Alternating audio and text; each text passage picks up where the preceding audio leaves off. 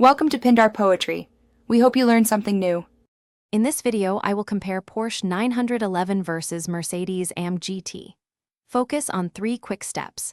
Listen to driving impressions, note power and weight figures, and weigh ownership trade-offs.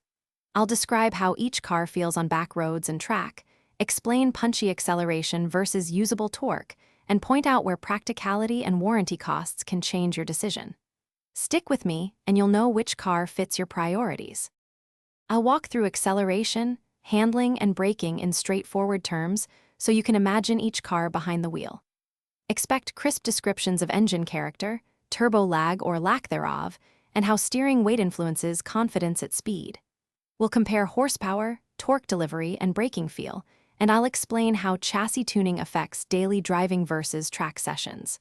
By the end, you'll grasp real differences beyond headline specs. Quick recommendation: if you like packing snacks for track days or long drives, try these leak-proof containers for tidy meals on the go. They save time and avoid spills in your luggage. If you're finding this video helpful, please subscribe and like so I can make more comparisons you enjoy. Check the description for the link and other deals, then now let's get back to the video. I'll describe cabin comfort, cargo needs, and daily usability in plain language so you know what ownership feels like. Expect notes on seat support for long drives, cabin noise at highway speeds, and how easy everyday tasks like grocery trips become.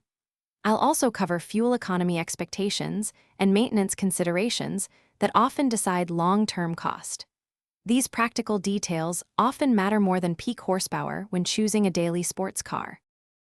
Thanks for watching. Consider subscribing if we helped you.